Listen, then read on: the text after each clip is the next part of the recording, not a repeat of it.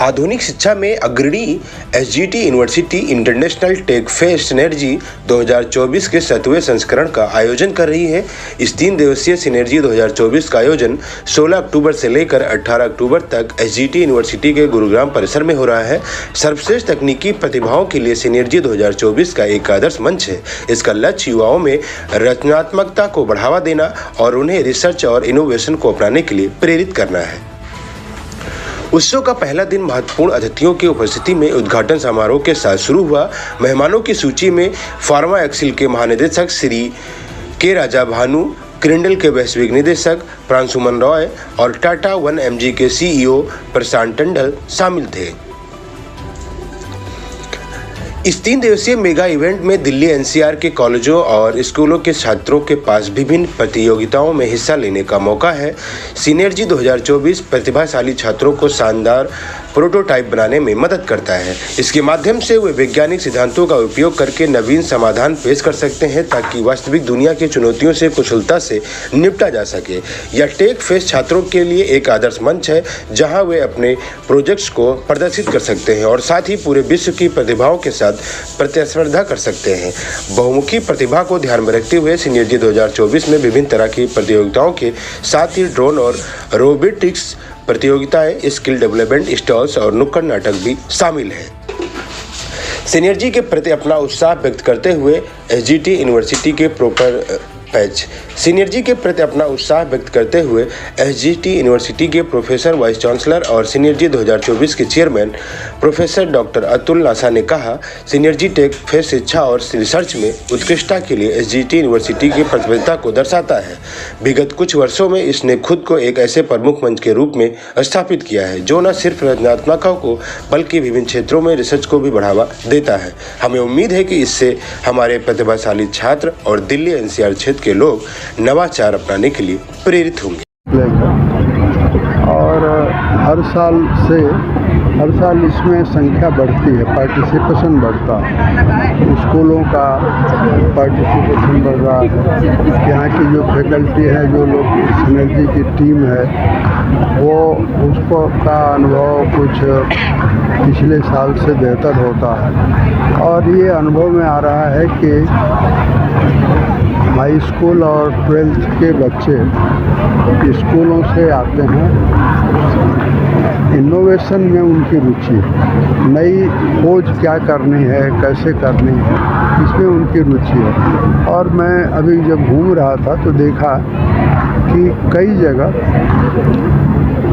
Patent के लिए उन्होंने अप्लाई भी कर दिया है। जैसे एक स्टॉल पर मैं गया जहाँ अब उस टीम ने जिसने उस स्टॉल को लगाया है वो जानने लायक, हमारे यहाँ सब ठेले पर जो सब्ज़ी बेची जाती है तो ठेले वाले कोई सब्ज़ी एक दिन बाद दूसरे दिन ख़राब होना शुरू हो जाती है। यहाँ एक स्टॉल है, शायद 201 है, वहाँ अगर आप जाएंगे तो वो उसको देख लेंगे। ये बच्चों ने ही उसको तैयार किया है और ऐसा वो एक इंस्ट्रूमेंट विकसित कर रहे हैं जिसमें 3 लेयर पर सब्ज़ी रखी जा सकती है और वो कई दिनों तक सब्ज़ी बेकार होने से यानी नष्ट होने से, सड़ या ख़राब होने से बच जाएगी। जहाँ 24 घंटे में ख़राब हो जाती थी, अब वो 5 दिन 6 दिन तक उसको रख सकते हैं। अब ये जो सब्ज़ी का ही एक उदाहरण अगर ले लें तो हमारे यहाँ जितनी सब्ज़ी नष्ट होती है उससे 40 करोड़ लोगों को पौष्टिक आहार, यानी सब्ज़ी तो पौष्टिक आहार का हिस्सा है, तो 40 करोड़ लोग पौष्टिक आहार से वंचित होते हैं उस खराब होने का। अगर उसकी संरक्षण की कोई व्यवस्था हो जाती है तो 40 करोड़ लोगों को फ़ायदा होगा। इस तरह के इनोवेशन, चाहे वो डेंटल में हो या हेल्थ केयर में हो या मेडिसिन में हो, यहाँ आपको देखने को मिलेगा और यही इसकी सफलता है। जो लोग यहाँ अभी हमारे चीफ गेस्ट के रूप में आए थे या गेस्ट ऑफ ऑनर के रूप में आए थे, उन्होंने भी देखा और उन्होंने इसकी सराहना की। जो भी देखेगा उसको लगेगा कि नई पीढ़ी में एक नया उत्साह है, और यह नया उत्साह ही दरअसल किसी देश को उन्नत बनाता है, किसी देश को समृद्ध बनाता है, और एक आत्मविश्वास पैदा करता है कि हाँ, हम विकसित भारत की तरह हो सकते हैं। ठीक है sir, thank you so much, thank you. आयोजन बहुत ही उत्तम है, और सबसे बड़ी बात है कि बच्चों को ये महसूस होना चाहिए कि उनके काम को सराहा जा रहा है, और उनको इस बात की मोटिवेशन मिल पा रही है कि वो आगे जाके उसको सेलेबल प्रोडक्ट में कन्वर्ट कर सकें। किसी भी बच्चे के लिए बहुत ज़रूरी है समझ पाना कि उसके मेंटर्स, उसके फैकल्टी मेंबर्स, उसके प्रोफेसर्स और भी जो लोग डिग्निटरीज आ रहे हैं वो उनको सराह सकें, क्योंकि वही मोटिवेशन आपको आगे लेके जाती है अपना काम बड़ा कर पाने के लिए। ये जो तमाम स्टॉल्स लगे हैं, कितना बदलाव समाज में हुआ और किस तरीके से जो स्टॉलों में चीज़ें देखने को मिल रही हैं, बच्चों ने बनाई है, क्या कुछ है? देखिए, बहुत लंबी जर्नी रही है। हम भी स्टूडेंट्स रहे हैं 20, 25, 30, 40 साल पहले, और उस समय कोशिश सबकी रहती थी कि कुछ शोकेस कर सके, कुछ समाज में बदलाव ला सके, पर अपॉर्चुनिटीज़ बहुत कम थी। आज का भारत अपॉर्चुनिटीज़ में बहुत रिच है, तो स्टॉल लगाना एक पहल है बच्चों की तरफ से, बट उनको एज आई सेड कि सेलेबल प्रोडक्ट्स में कन्वर्ट कर पाना, उनको सोसाइटी में मैसेजिंग कर पाना कि ये हम कर सकते हैं, वो महसूस हो पाना बहुत ज़रूरी है। हमारे लिए सबसे बड़ी विन यही है कि हम अपने आप को कह सकें कि हम कर सकते हैं। पहले ये कह पाना थोड़ा मुश्किल था, थोड़ा नामुमकिन भी था। आज हम अगर कहते हैं कि हम ये कर सकते हैं तो हम पे कोई शक की निगाह से नहीं देखता कि नहीं कर सकते, पता है कि कर सकते हैं, पूछते हैं कैसे कर सकते हैं। वही बदलाव बहुत ज़रूरी है कि ये ना पूछ पाना कि करेंगे या नहीं, कैसे करेंगे। जिनका यहाँ किया गया, आपने तमाम स्टॉलों का जायज़ा लिया है, क्या कुछ देखने को मिला और कितना बदलाव?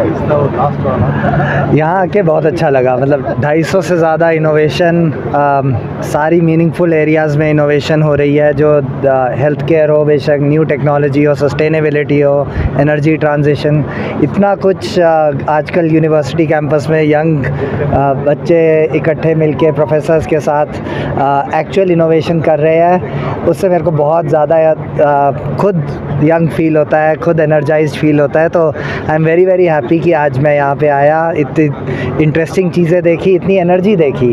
तो ये सब देख के कॉन्फिडेंस आता है कि देश सही डायरेक्शन में है, हमारे देश में अच्छा काम हो रहा है और विकसित भारत बनेगा। और ऐसे ही यूनिवर्सिटी कैंपसेस में जो काम हो रहा है यही आगे लेके जाएगा देश को। इस तरीके के एग्जीबिशन सर कितना बदलाव लाते हैं?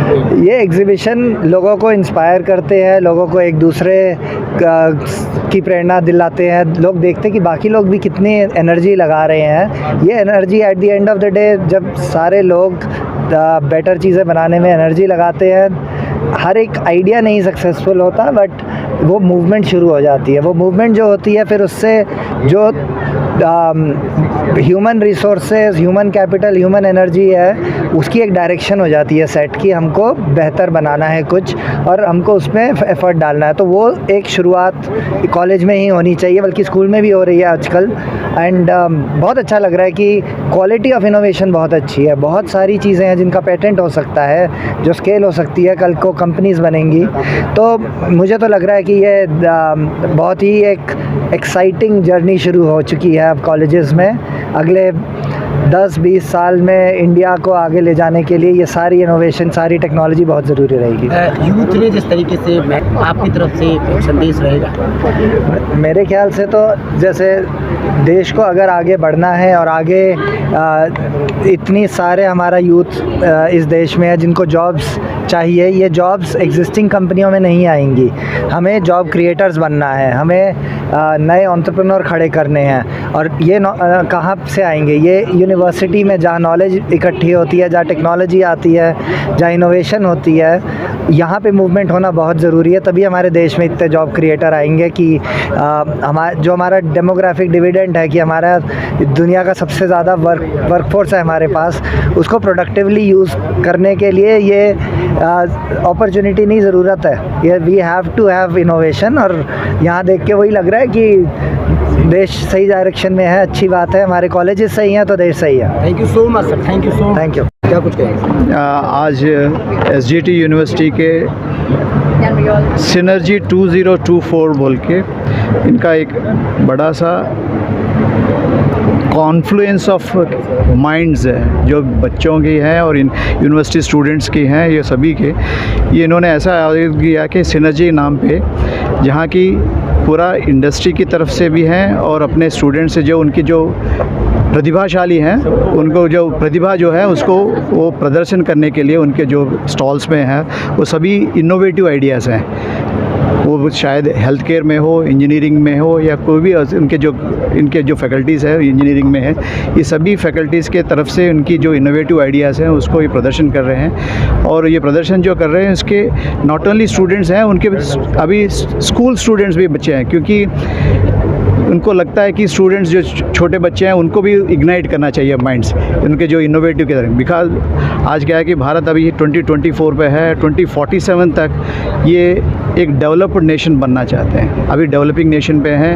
हमारी जो भी अभी इकॉनमी है 3.5 से 3.5 ट्रिलियन इकॉनमी है, तब तक वहाँ जाएंगे तो फिर ये समझ लो 2047 तक कितना अगर है। तमाम जो स्टॉल सर लगे हुए हैं कितना बदलाव, क्योंकि यंग बच्चों ने तमाम स्टॉलों पर काम किया, क्या कुछ कहेंगे उसको, कितना बदलाव? बहुत कुछ काम किया, आप देख सकते हैं कितने 200 से ज़्यादा ही स्टॉल्स पड़े हुए हैं। उसमें जो भी हेल्थ केयर के हैं, इंजीनियरिंग के हैं, सभी एरोस्पेस के भी हैं। आपने एक नया भी अपने वो स्पेस वाला भी दिखाया था, उसमें भी है। सो नेचुरली उनको अगर वो अभी से जो शुरू करते हैं, नेचुरली जो इनोवेटिव आइडियाज़ हैं वो उसको they have to convert into products में बदलाव जाने, मार्केटिंग में जाना चाहते हैं, देन ओनली इंडस्ट्री भी लगा सकते हैं। तो भारत अभी अपना गवर्नमेंट ऑफ इंडिया भी इसको ऐसे ही उनको प्रोत्साहित करती हैं, क्योंकि जैसे कि मैं हेल्थ केयर की तरफ से देखता हूँ तो फिर मुझे क्या है कि दवाइयों में आज भारत अभी कितना 200 कंट्री पे अपनी ड्रग्स जो है डिस्ट्रीब्यूट करती हैं या तो बेचती हैं, एक्सपोर्ट करती हैं। तो हमारी यहाँ ये $60 बिलियन